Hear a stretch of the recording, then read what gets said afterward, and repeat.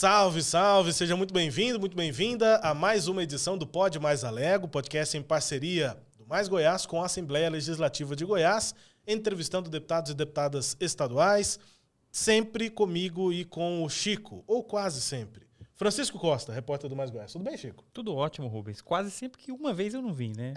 Motivos de... saúde. Dente. Isso. Enfim, estamos aqui mais uma vez, eu e o Chico, para dessa vez conversarmos com a deputada estadual Vivian Naves. Está com a gente aqui na mesa do Pod Mais Alego. Tudo bem, deputada? Obrigado pela presença. Tudo bem, Rubens. Um prazer estar aqui no Pod Mais Alego, estar aqui com o Francisco, para poder a gente conversar um pouquinho sobre o que a gente tem feito ali na Alego e sobre minha trajetória mesmo. Pois é, eu vou começar com a eleição, né, de 22. Eu costumo, assim, a gente ainda está no primeiro semestre, né, do primeiro ano da legislatura, acho que ainda está um assunto recente e com uma quantidade bastante relevante de novatos, no caso da senhora, uma novata, né? A senhora lidou de que maneira com essa disputa eleitoral? Como é que foi pedir voto, enfim, né? A senhora já tinha muita proximidade com a política, mas já, né, ter a eleição para deputada estadual, imagino que tenha sido um resultado muito gratificante. Como é que foi a eleição de 22 para a senhora? Rubens, eu havia participado da eleição do Roberto para prefeito, né, essa segunda, e tinha pedido voto para ele. Mas confesso que pedir voto, para mim, foi a coisa mais difícil que eu já tive que fazer. Eu tenho dito às pessoas que pedir voto para os outros é fácil. Pedir para a gente mesmo é muito difícil. E as pessoas não têm a sensibilidade que deveriam ter com a política, porque a gente sabe a importância da política na vida de cada um, tanto na saúde, na educação, no social, no meio ambiente, e às vezes as pessoas ignoram o político e não deixam nem a gente dizer para que está ali, né? Uhum. Então foi uma tarefa muito difícil pedir voto. Eu vou aproveitar esse gancho. E como é que é o pedir voto na prática? Você chega no eleitor, como é que você lida com a pessoa? Você já fala dos projetos, o que pretende, como é que foi? Pois é, na campanha é um planejamento. E aí a gente tem que planejar não só as reuniões à noite em casas de pessoas, que aí são grupos que estão ali para te ouvir, mas realmente pedir voto na rua, pedir voto em empresas. E esse eu acho que foi o desafio maior, porque você entrar dentro do comércio, sabendo que você está atrapalhando a rotina ali, que as pessoas estão ali para vender, oferecer um produto, e você tem que pedir licença e pedir um voto, dizer que você quer trabalhar em prol da cidade ou do estado de Goiás, é um desafio grande. E muitas vezes isso não é bem aceito, tanto no comércio quanto em empresas privadas, grandes indústrias. Assim, eu imagino que o deputado estadual é uma concorrência muito grande, são muitos nomes, mas a senhora já chegou grande, né? Primeira-dama de Anápolis, eu lembro que a gente cobriu essa eleição pelo Mais Goiás, e a senhora falava muito da questão dos projetos sociais, né? Os projetos que a senhora apresentou também como primeira-dama. Na Assembleia, a senhora já conseguiu apresentar algumas pautas nesse sentido? Que eram suas bandeiras? É importante frisar que me candidatei a deputada estadual porque nós temos importantes projetos na cidade de Anápolis. Eu sempre digo que Anápolis é uma referência no estado de Goiás na assistência social. Fizemos muitos projetos lá, fortalecemos a assistência social e a nossa candidatura foi para isso, para a gente levar esses projetos que deram certo em Anápolis para todo o estado de Goiás. Apresentei alguns já relacionados, por exemplo, ao abrigo de mulheres vítimas de violência. Apresentei um projeto também para alterar a lei estadual de jovem aprendiz, hoje é de 14 a 18 anos, para passar para 14 a 24 anos. Então, nós temos levado os projetos de Anápolis para todo o estado de Goiás. Achei curioso a senhora falar que mudou para 14 a 24 anos, porque eu vi uma pesquisa que o perfil do adolescente brasileiro mudou, né? Ainda na minha fase de adolescência era até os 18, parece que agora vai até os 25, né? Por conta de ficar mais tempo morando com os pais. Eu sei que eu não peguei, né? Quando chegou a essa época eu já tinha saído de qualquer forma da adolescência. Mas essa visão é pensando nisso mesmo, nessa mudança de perfil do adolescente brasileiro? Realmente é nessa mudança. Na nossa época, assim, a gente começava a trabalhar com 18 anos, já estava saindo do segundo grau.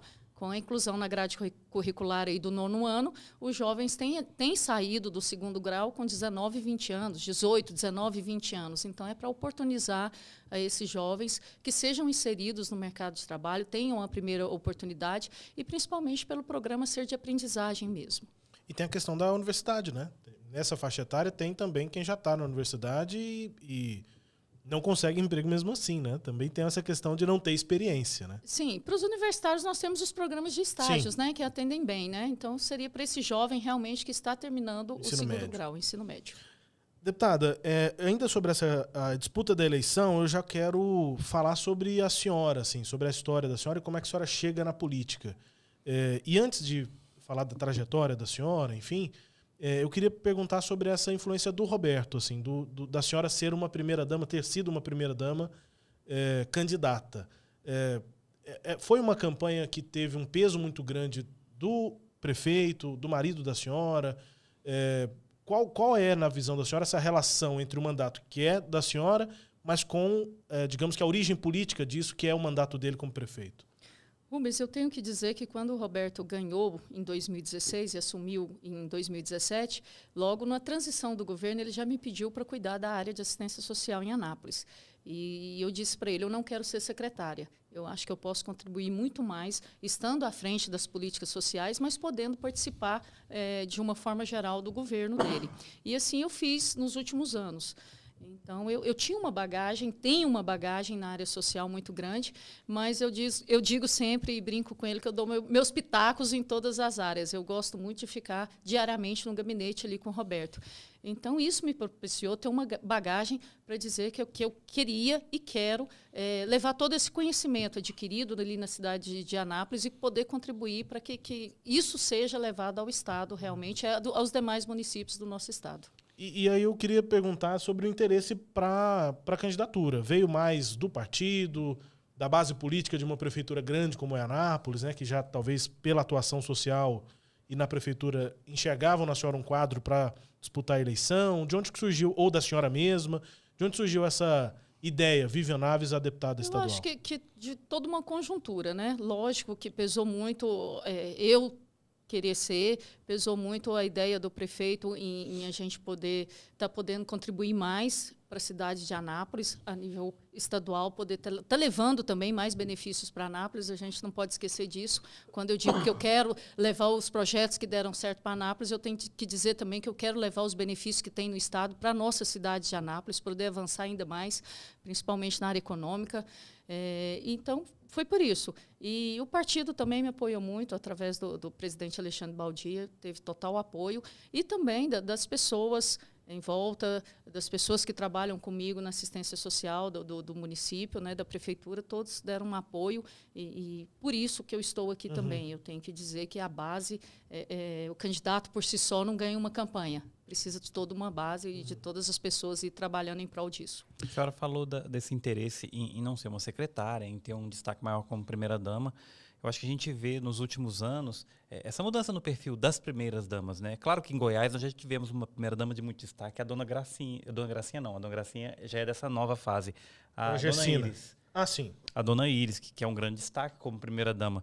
Mas nos últimos anos nós tivemos a dona Gracinha, a primeira-dama Michele Bolsonaro também se destacou muito, a Janja agora no governo Lula.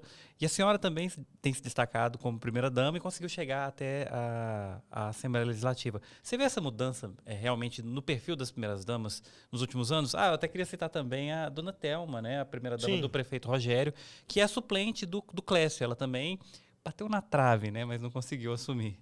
Eu vejo não só a primeira-dama, mas a mulher assumindo esse protagonismo na política, né?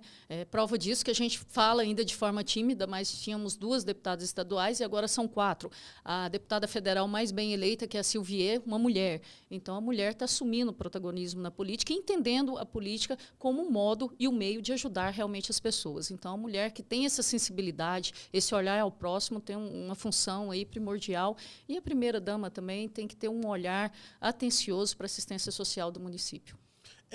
O Chico traz uma questão que eu acho que estava na minha cabeça, mas eu não expressei na minha pergunta quando eu perguntei sobre essa questão da prefeitura com o mandato. Eu entrevistei recentemente uma professora que fez doutorado na UFG, a doutora Daiane Rodrigues. Ela é da Paraíba. Ela veio fazer aqui na UFG porque era onde tinha professores de uma linha de pesquisa sobre feminismo e política, né, relacionando essas duas coisas, e ela fez o doutorado aqui. E aí ela criou esse termo, né, no doutorado dela, que é o primeiro damismo. E ela não, na pesquisa dela, ela nem fala que o primeiro damismo é de esquerda ou de direita, ou que ele foca em mulheres protagonistas ou com uma figura mais à sombra, digamos assim, do marido que detém o mandato. Ela só faz realmente o primeiro damismo para ela, é um estudo sobre o que as primeiras damas fazem. Algumas, ao longo da história, mais protagonistas e outras menos protagonistas. E aí, o que a pesquisa dela nos traz, acho, de análise, o que ela apresenta existe uma oportunidade para as primeiras damas.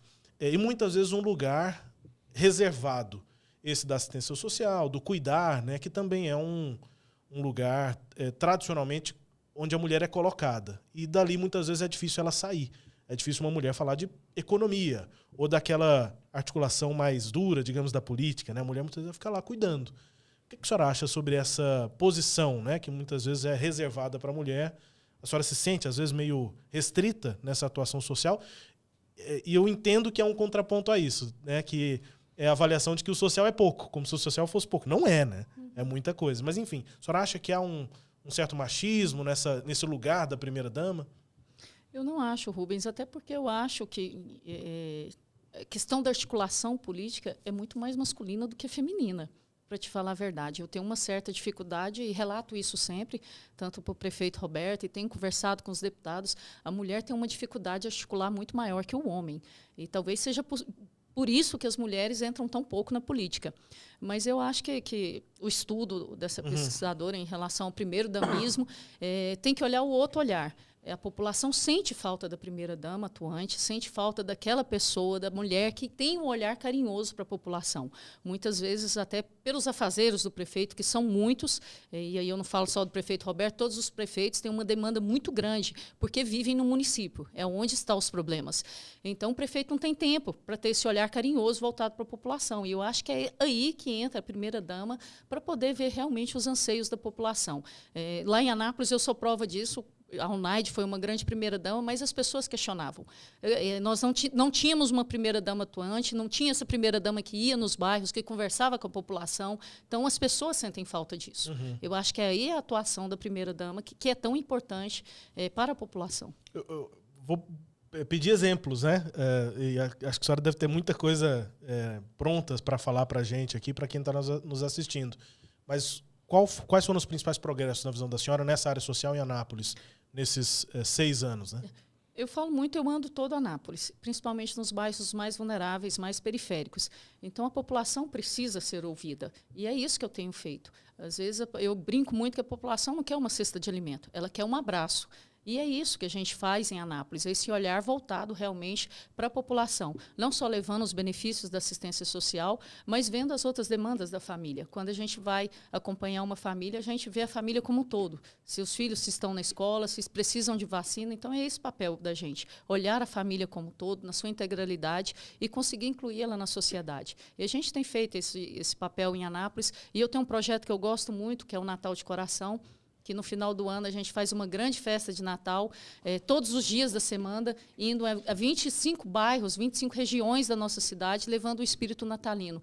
E você vê a alegria das famílias, o olhar dos pais quando recebe o presente para dar para aquela criança. Na pandemia, eles não tinham essa condição financeira de comprar um presente. Então, é isso que a gente quer. Saber que aquela pessoa faz parte da sociedade e que o poder público se preocupa com as pessoas.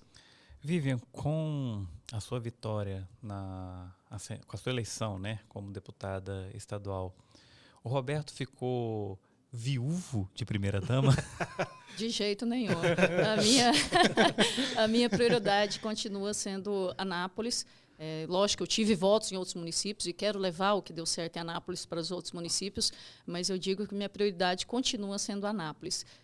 Quando eu não estou aqui na Légua, as sessões são terça, quarta e quinta à tarde, eu estou ali com o Roberto, fazendo as minhas ações através do Voluntários de Coração, que foi um programa que a gente idealizou também, e levando os benefícios à população de Anápolis. A senhora foi dobrar o serviço, então. Fiz dobrar, triplicar. A mulher tem essa visão, entendeu? A gente sempre quer abraçar mais coisas, a gente nunca exclui. Mas você chega em casa, você põe ele para lavar as vasilhas, fazer a comida. Eu chego em casa e ainda organizo minhas crianças. Nós temos 4 filhas, então às vezes minha menina liga, mãe, você está chegando, tem que arrumar a janta. E eu ainda chego em casa e desempenho meu papel de mãe. Aquela jornada quádrupla. Né? Quádrupla. Sobre a rotina na Assembleia, a convivência, o trabalho na Lego, deputada, a senhora criou uma expectativa quando decidiu ser candidata? Então, imagino, quando a senhora decidiu ser candidata, a senhora já olhava para onde a senhora chegaria, né? Criou alguma expectativa de como seria e, na prática, como é, né? Trabalhar lá na Assembleia. Eu quero até completar aqui, e a senhora está acostumada com o executivo, né? Foi um baque grande chegar ao legislativo. Agora são 41 executivos, que É, também não agora- executam exatamente. Agora demora né? um pouquinho mais para executar. Como é que foi essa expectativa e essa fato que chegada? existe uma grande diferença entre o executivo e o legislativo, né? No executivo você tem o poder da caneta na mão e pode tomar as decisões ali de uma forma muito mais rápida. O papel do deputado é legislar, né? E realmente solicitar, acompanhar e pedir, né, para o executivo que resolva as demandas ali da população. Então tem sido um processo de aprendizagem, mas eu tenho dito que a Assembleia está num clima muito bom. Eu acho que com a eleição do presidente Bruno, de uma forma unânime ali, os deputados estão todos assim apoiando, né, e sabendo que a gente está ali realmente para atender a população. Acho que isso é o mais importante. E a gente tem um diálogo e uma conversa com todos os deputados muito salutar, assim, e que funciona muito.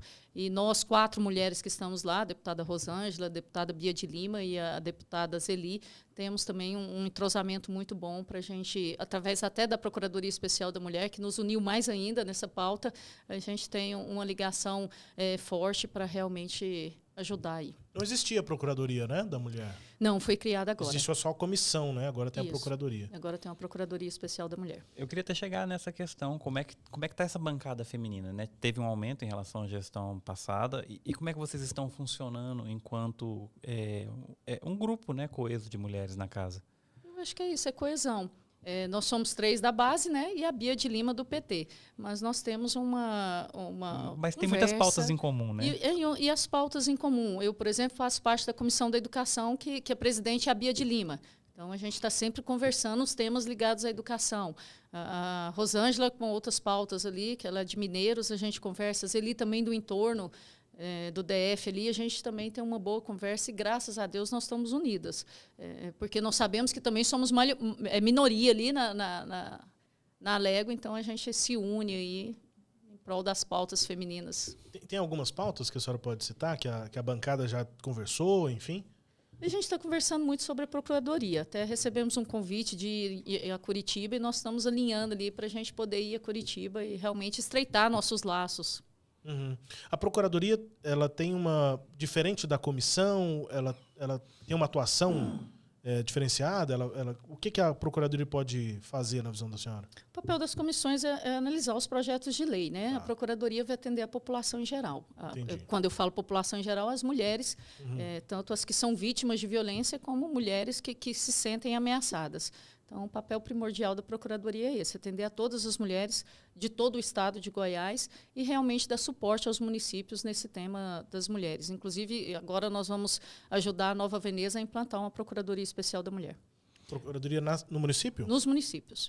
Nas câmaras municipais. Nas câmaras, sim, isso. Entendi. Através dos vereadores. Vai começar por Nova Veneza? Já tem algumas implantadas? Nova Veneza não solicitou e acho que dia 9 agora, próxima terça-feira, vai ser implantado lá. Em Anápolis já tem há 2 anos e aqui quero parabenizar todos os vereadores e vereadoras que nós já temos a Procuradoria Especial da Mulher lá tem 2 anos. Uhum.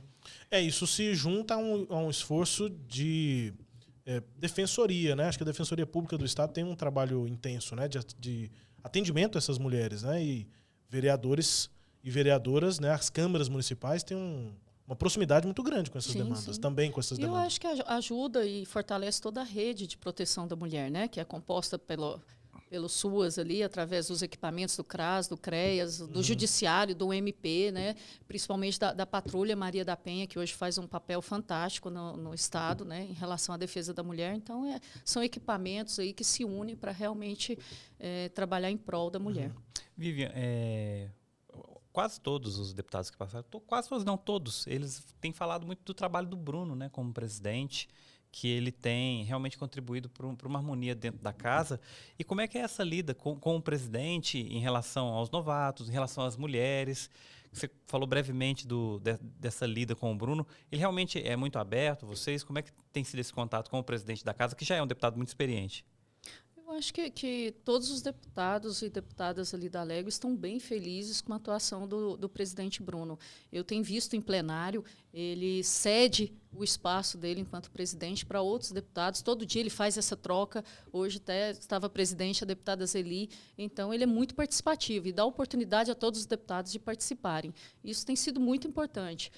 Eu acho que a gente vê pelas notícias aí, pela imprensa, que a Assembleia hoje é uma casa unida, né, que os deputados estão unidos realmente. Então, isso graças ao papel do deputado Bruno Peixoto. A casa agora pode voltar a ter reeleição de presidentes, né? Ela, do ano passado, deixou de ter, agora voltou a ter com a PEC. E há a possibilidade, eu queria ver com a senhora que conversas existem entre os deputados, de antecipar essa eleição. Isso deve acontecer? Bruno teria o apoio da senhora? A senhora acha que seria uma boa já antecipar? Tirar essa disputa, essa eventual disputa do caminho e ter 4 anos, digamos assim, já definidos para a presidência da casa? Mas eu...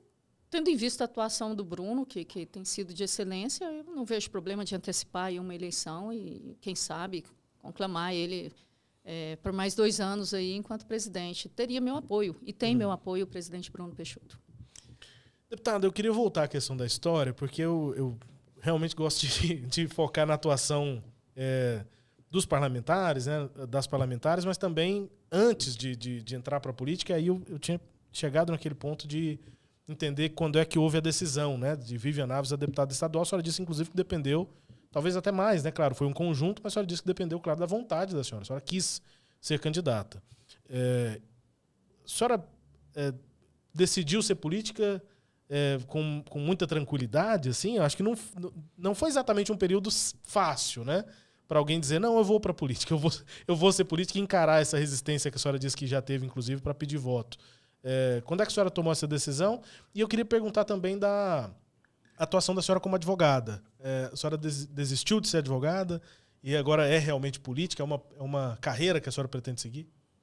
Rubens, eu vou ter que voltar bastante aí. Mas a gente gosta, a intenção é essa. E dizer, Francisco, que eu sou de Goiânia, nascida aqui em Goiânia. Meu sobrenome é Albernaz. Minha mãe é prima primeira do professor Nion Albernaz. E tem uma família de políticos. Meus tios, todos engajados na política, muitos trabalharam na política. E aí eu tinha um primo, né, na casa. Ele chegou a assumir, Thiago, mas né? depois com Neto, recontagem ele... É verdade. E eu me lembro que numa eleição, eu era criança, meu tio foi candidato a deputado estadual, Sérgio Albernaz, hoje ele reside em Ipameri.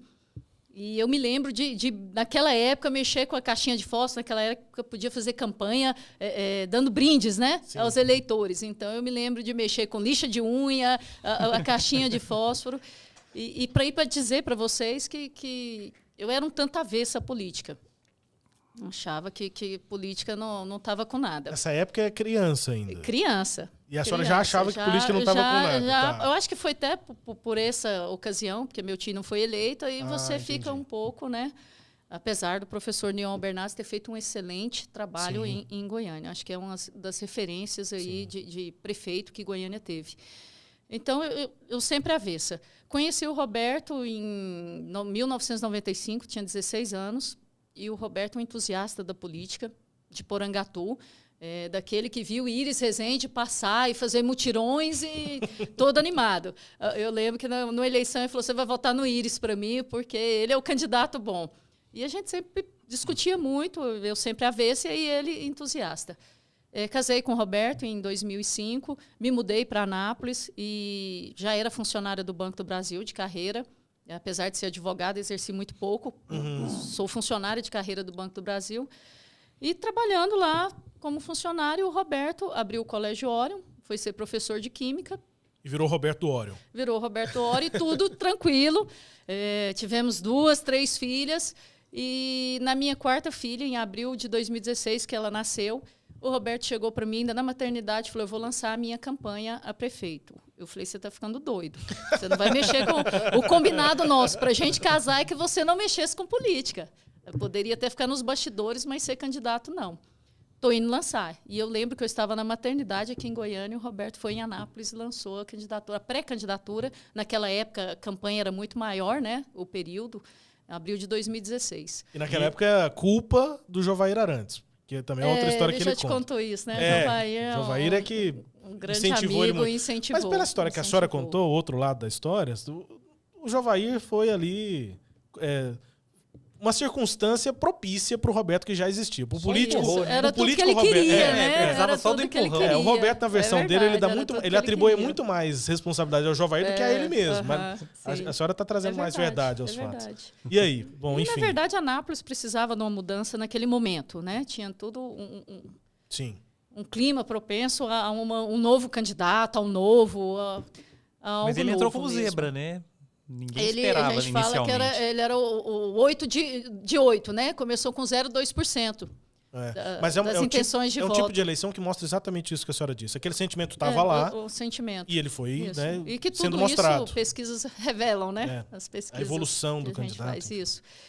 E aí ele lançou a pré-campanha. Até então, eu achando que seria só para articular alguma coisa dentro do meio político, né? E foi tomando forma aquilo ali. Teve um dia, acho que 2 meses antes da eleição, eu cheguei para ele, não dá. Não quero que você seja candidato. Você acorda 5 da manhã, chega em casa meia-noite, 1h. Não está dando certo isso. Nossa filha tinha pouco tempo, né? Poucos meses de vida, com 4 meninas. Na época, eu tinha me licenciado do Banco do Brasil, porque já não estava dando conta de conciliar. Essa já era a 4ª filha. Já era a 4ª filha. E não estava dando conta de conciliar o trabalho com os afazeres, com as crianças. E eu falei para ele, não quero. Não vai dar certo. E ele conta a passagem, que hoje eu vou contar, mas ele conta com muito mais entusiasmo, que eu cheguei para ele e falei, eu vou deixar você ser candidato, vou continuar com você, mas quando acabar a campanha, nós vamos nos separar. Eu não quero nunca ter um marido político. E aí o que eu quero te falar, quando muitas das vezes eu falava nunca vou fazer, nunca vai acontecer, e é onde Deus me toca. Eu tenho que falar que não é só uma vontade da Vívia. Eu sou uma católica e creio em Deus acima de tudo, e acho que muito de eu estar aqui hoje, estar primeira-dama, estar deputada estadual, é algo que Deus tem para a minha vida, que tem falado comigo. E eu falava nunca, e é onde Deus tem mais me tocado. Eu falei por muitas vezes, nunca vou me candidatar e estou aqui deputada. Tem sido assim. Hoje em dia eu falo, não falo mais nunca. Às vezes eu brinco assim, nunca. Eu falei, não, gente, eu não falo nunca. A senhora já falou antes Mas quando que virou a chavinha? Porque assim, você ainda não queria, né? Aí ele foi eleito. Desculpa, antes de virar a chavinha, deputado, a senhora acabou de dizer, então, que passada a eleição ia acontecer, inclusive, o fim do casamento. Ia acontecer, né? Hoje nós sabemos que o casamento não terminou. Rubens, nesse ponto, nesse dia da conversa, ele falou, não, se você não quer que eu seja candidato, eu desisto de tudo, que o mais importante é a minha família. Eu acho que foi aí. Ali a senhora talvez entendeu que... Eu entendi que apesar de tudo que viria pela frente, o mais importante para ele era a família. E bastou ele falar aquela frase, a gente seguiu junto. Entendi. Eu acompanhei ele muito na campanha de 2016, nas caminhadas que ele fez. A gente gosta de ressaltar que ele não fez nenhuma carreata, ele andou bastante, e eu andei com ele pelas ruas, muitas vezes levando a Carolzinha, as 3, e a Carolzinha no colo, tem muitas fotos assim, e a gente resolveu caminhar junta.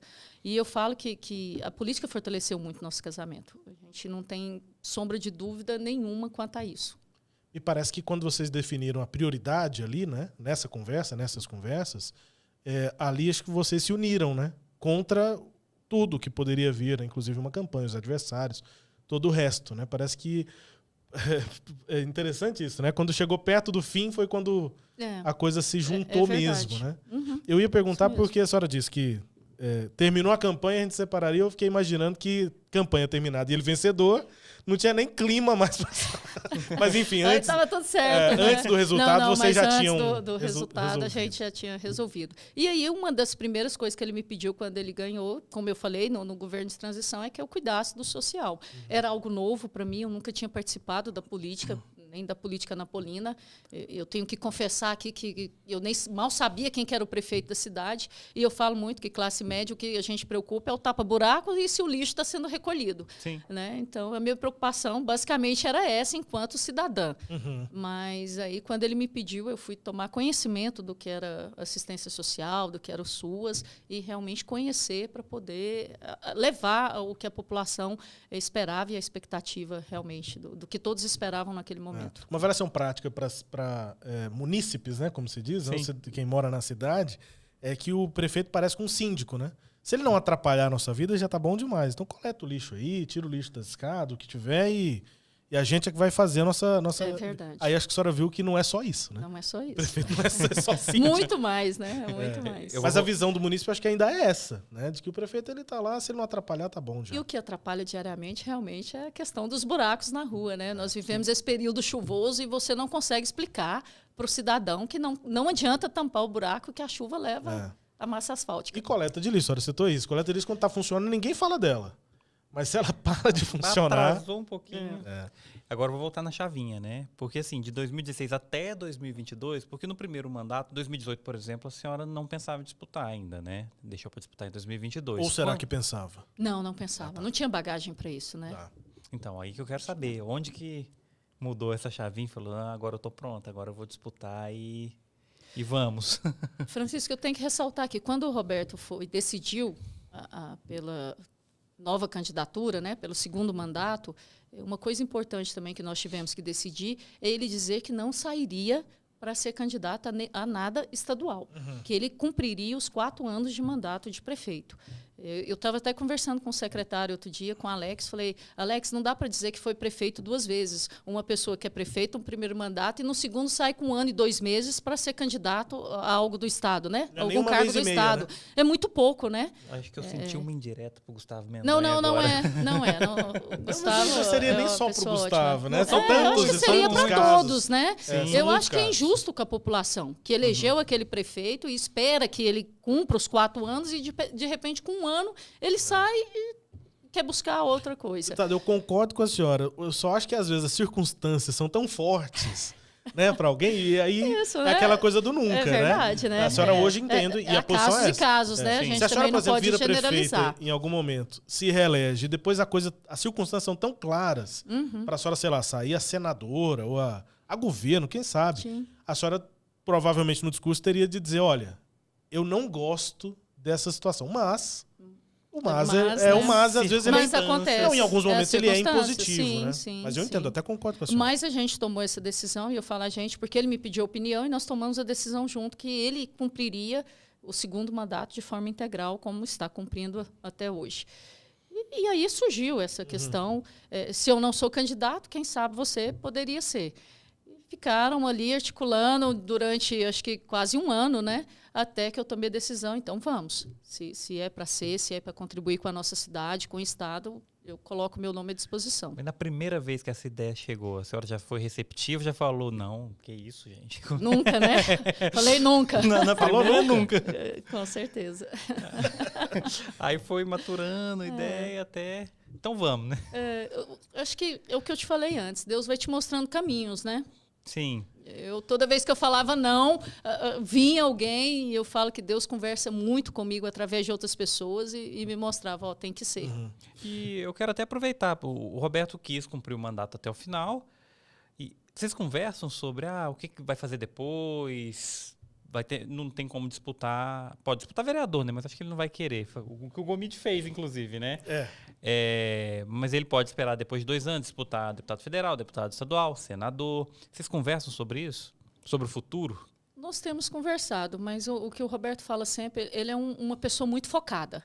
Eu vou terminar o que eu me comprometi a fazer. E ele tem esse projeto do Anápolis Invest, que ele está totalmente focado nesse projeto. Então, ele acorda e dorme pensando no Anápolis Invest. Então, toda vez que eu toco no assunto, e aí depois? Não, primeiro nós vamos terminar o que nós começamos para depois pensar em algo.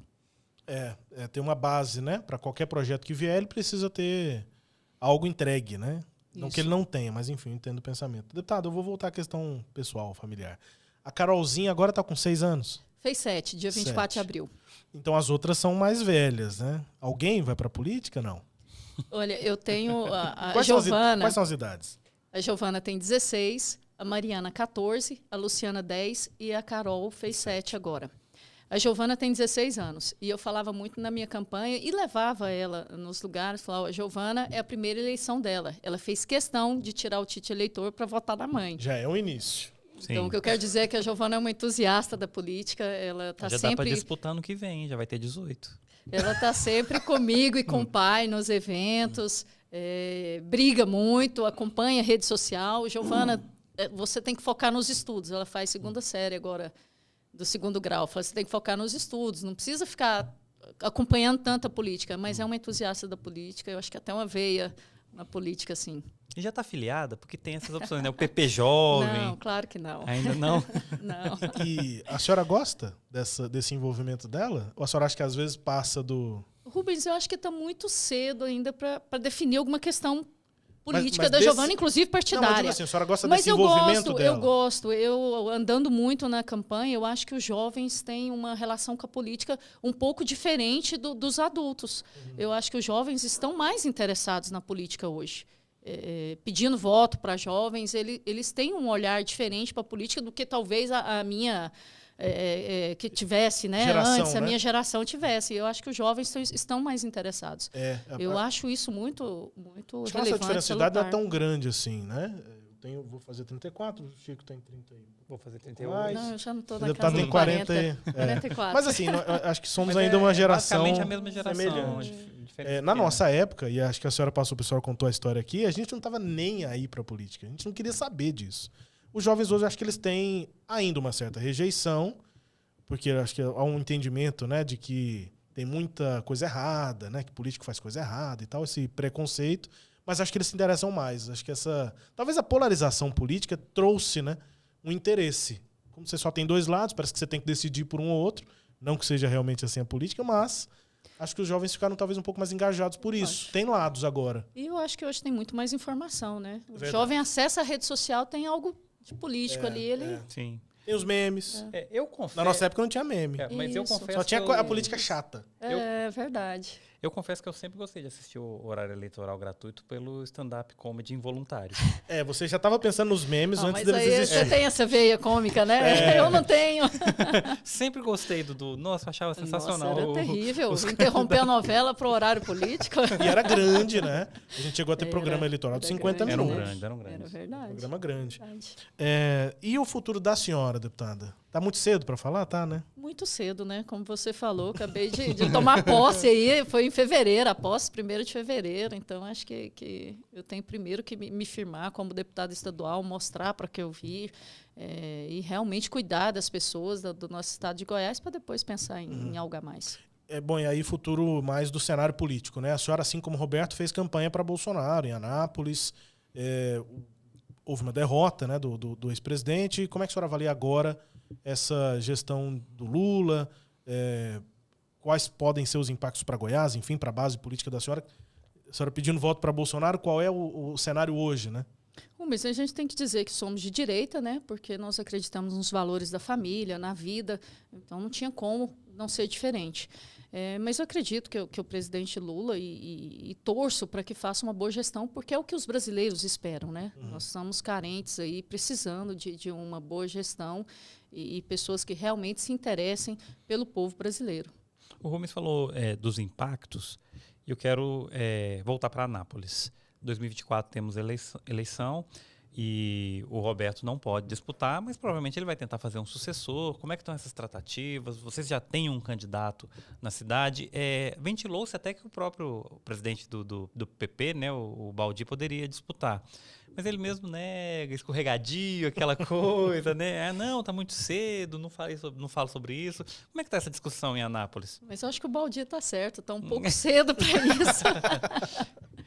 Está um pouco cedo para isso, mas com certeza Alexandre Baldi é um excelente nome, até por toda a bagagem que tem, né? Foi secretário em São Paulo, ministro do governo federal e agora secretário do Caiado. Eu acho que tem uma bagagem política aí que agregaria muito e contribuiria muito para a cidade de Anápolis.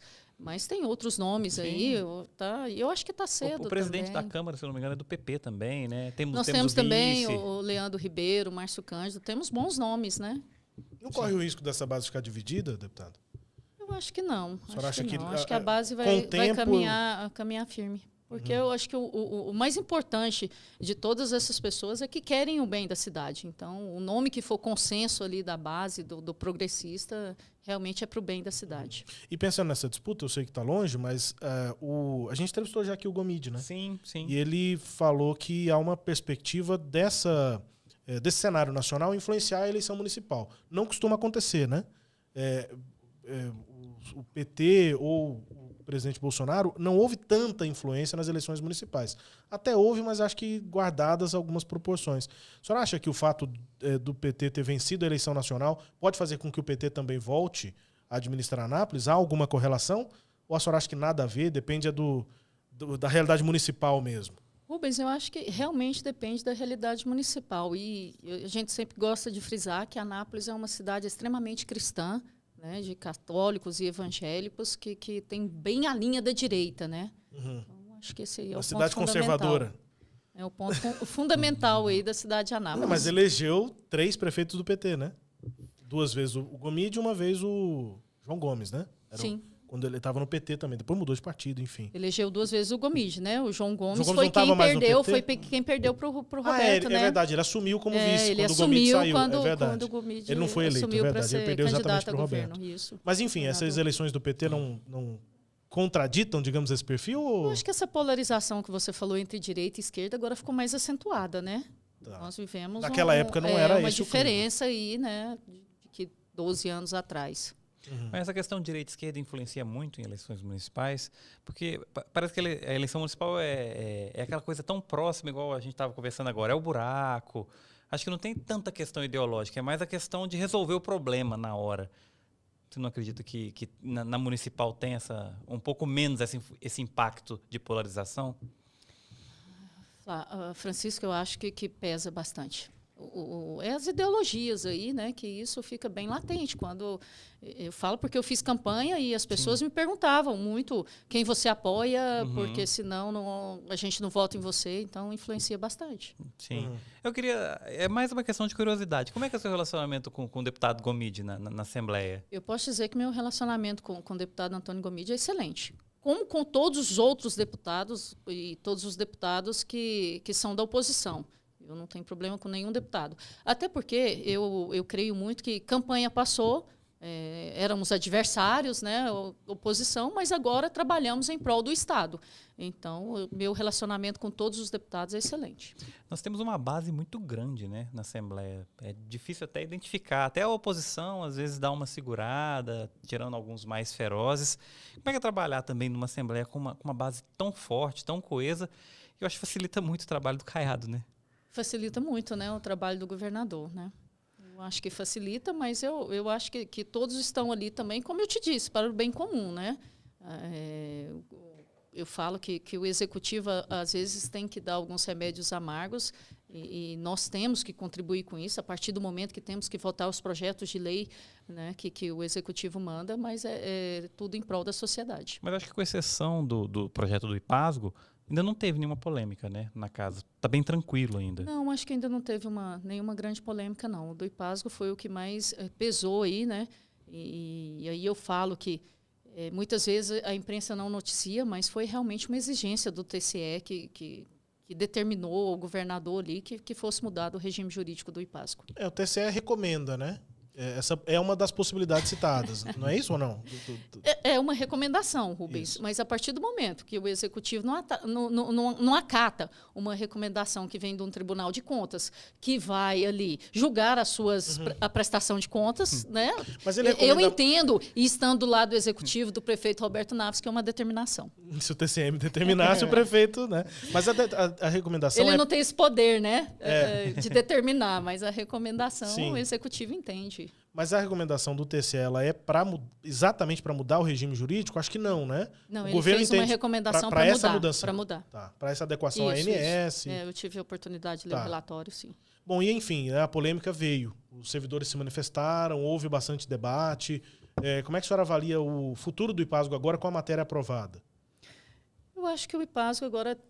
estando ali incluso nas leis da ANS, que é a Agência Nacional de Saúde, tende a melhorar bastante. Inclusive o atendimento dos usuários, oportunizando algumas coberturas assistenciais que ele não faz hoje, para serem inclusas e abarcar aí para que os usuários sejam atendidos. Aqui eu quero deixar claro que minha mãe... E eu fui usuária do IPASGO, minha mãe é servidora pública aposentada do Estado, então eu fui usuária do IPASGO há muitos anos, hoje não sou mais, mas eu entendo a relevância dos serviços que o IPASGO presta ao Estado de Goiás, aos usuários. E aí a questão é uma viabilidade financeira, né? A senhora leu o projeto, viabilidade a questão financeira, é essa. Isso. E tem previsão de outro projeto polêmico por parte da governadoria nesse momento? Ou parece que está bem tranquilo, né? Está bem tranquilo. Acho que não tem... Eu desconheço se tiver alguma polêmica aí, viu, Francisco? Eu confesso que tá morno, né, a Assembleia. Eu tô com saudade daquelas brigas acaloradas. Ninguém tá xingando ninguém lá, né? Eu vou dizer que eu acho ótimo esse clima tranquilo, viu? Eu não sou da briga, não. Se a senhora chegar para a Assembleia com esse clima é melhor, né? Eu acho ótimo, viu? É ruim pra gente, né? É que ruim pra cobra. imprensa, Isso, né? Você é da imprensa, quanto pior, melhor. Tô brincando. Mas eu confesso que eu me divertia com algumas Tô discussões. perdendo a oportunidade de fazer memes aí, né? Pois O pessoal brigando. Mas O Chico e eu não fazemos memes, mas a gente confessa que de alguns a gente até ri. Gostam. Deputado, essa questão da polarização tá na Assembleia, a gente ouviu aqui em on, digamos assim, né, com gravações abertas, mas também em off de deputados, que é isso, tá morno, tá muito tranquilo o clima na Assembleia, até com a oposição, mas que tem alguns deputados que ainda ficam nessa questão da polarização, né? Os petistas de um lado, bolsonaristas de outro, isso pega um pouco, mesmo que seja nos corredores ou também na sessão. No plenário ainda pega, Rubens. Ainda, tem né? alguns deputados bolsonaristas, outros Lula, e ainda tem essa polarização, sim. Mas eu acho que está nessa fase aí morna. Eu não vi ainda. Mesmo assim, nada muito agressivo. Discussão agressiva, não. Uhum. ninguém levanta das cadeiras e aponta. Não tá tendo, não, né? Agressão física, né? Não, física não, né? Mas agressão física a gente teve poucas vezes aí recentemente na Assembleia. A última acho que foi o arremesso de tablet, né? Mas também não precisa ser tão, né? Foi uma modalidade esportiva lançada lá na Assembleia. Eu já vi chamamentos, umas né, 3 briga, legislaturas, mas, acho isso. Chamamentos para briga. Sabe que teve 2 ou 3 discussões acoloradas e eu perco. Eu geralmente eu fui ali no gabinete resolver um problema. 2 deputados discutiram. Eu ainda não presenciei nenhuma, graças a Deus. Melhor assim, né, deputado? Eu acho melhor assim. A senhora é do deixa disso, né? Não é do deixa disso, né? Eu acho que a gente... sendo representante do povo, e eu falo muito isso, eu tenho que dizer que o cargo não é do presidente, a presidência é de todo o povo brasileiro. O cargo de deputado estadual não é da Vivian, é do povo de Goiás. Então, a gente tem que respeitar. Eu acho que respeito cabe em qualquer lugar. Então, vamos conversar num nível que seja respeitoso para todos. A gente ouviu também há um tempo, acho que agora vou me confundir. Não sei se foi bastidor ou se foi aqui em on. Não, mas ouviu. Mas ouvi. Você já está falando em on, então pode. Mas é que o governador Ronaldo Caiado estava deixando um pouco a desejar nas conversas individuais com os deputados, nos atendimentos individuais. Que ele fazia aqueles jantares e tinha mais aquela conversa coletiva. Eu queria saber como é que está isso, essa lida dos deputados da base com o governador. Está tendo esse respaldo? Sim, eu não posso falar em nome dos outros deputados, mas eu, enquanto deputada, Vivian Naves, tenho um excelente relacionamento com o governador Ronaldo Caiado. Ele tem atendido as demandas da cidade de Anápolis e as outras demandas também dos municípios que eu represento. E com a primeira-dama Gracinha nem se fala, né? Que tem feito muito pela assistência social do nosso estado. A gente ouve muito que a Gracinha vai disputar, né? O que você tem ouvido disso? Você sabe que ontem eu estive com dona Gracinha e falei, será que o governador vai deixar a senhora ser senadora? Ela falou assim, olha, a única obrigação dele é que me faça eleita. Como o Roberto fez você, né? Ajudou bastante na sua eleição. Não é se vai deixar. Tá vendo, né? A gente ainda tem esse respaldo, né? De que tem o marido ali, ou no caso o prefeito, e a responsabilidade é toda deles. Tem isso também, né? Se a Gracinha vai sair para o Senado, então está confirmado que o Caiado vai sair para a presidência, é isso? Olha, ela falou assim, eu não posso confirmar, Francisco. Né? Cabe a ela confirmar e ao governador. Mas seria um bom nome, na visão da senhora, para a presidência? Seria um bom nome. Da direita, né? Que o nosso governador Ronaldo Caiado tem uma bagagem política aí, enquanto senador, e agora no estado de Goiás tem feito um excelente trabalho. Eu acho que esse seria um excelente nome. E tem sido uma direita bem republicana, né? Porque ele está com um relacionamento muito bom com o presidente Lula, de quem ele foi opositor durante o período de legislativo. Mas ele, durante sempre, né? Durante sempre. Legislativo e de campanha, né? Sim, mas desde antes de ser candidato, né? Nos anos 80 ele já fazia. Sim. Mas oposição. O que nós temos visto em todas as reuniões, eles trocam afagos, né? Digamos que administrativos, né, deputado? Eu acho. O Lula cita a gestão de Goiás, enfim, nada muito político. E isso tem que ser benéfico para a população, né? Acho que esse é o principal. É isso, deputada. O Goiás não pode se isolar, né? Exatamente. Então, realmente, o governador Ronaldo Caiado tem que ir a Brasília buscar recurso e ter o diálogo com o presidente, com a Câmara, com o Senado Federal. Ter um governo central que centraliza, inclusive, recursos, né? Uma última questão, deputada. Como é que a senhora avalia 2026? Eu sei que está longe, mas essa base já vai falando muito, né, sobre isso, a consolidação de Daniel Vilela. Já tem gente até querendo formar já a chapa majoritária. Quem vai ser candidato a Senado, tem o nome da Gracinha, tem Mendanha. essa intenção do Mendanha voltando ao MDB. Enfim, a senhora acha que essa base vai estar junta em 2026, pelo que a gente já vê de conversas até agora? Rubens, Em torno de Daniel Vilela, digamos, né, que seria o nome. Eu acho que a intenção talvez seja essa, o Daniel Vilela, né? Mas eu acho que realmente está muito cedo. Eu acho que Goiás tem excelentes nomes, excelentes políticos aí para disputar o governo em 2026. É isso, deputada. Muito obrigado pela presença aqui no Pode Mais Alego, né? Pela conversa. E é uma primeira conversa, né? A gente vai voltar a falar sobre outros assuntos aqui. A mesa está sempre aberta para a gente tratar do mandato da senhora, dos trabalhos na Assembleia e também sobre Anápolis. Obrigado pela presença. Rubens, Francisco, eu que agradeço a oportunidade de estar aqui e me coloco à disposição ali. Nós estamos no gabinete 407 da Alego a todas as pessoas que precisarem. É isso. Chico, um abraço. Até a próxima. Grande abraço, amigo. Até a próxima. E obrigado a você que nos acompanhou até aqui no Pode Mais Alego. Siga aí a Assembleia Legislativa nas redes sociais e principalmente se inscreva aí no canal no YouTube e se inscreva também no canal do Mais Goiás. Um forte abraço. Até a próxima. Até mais.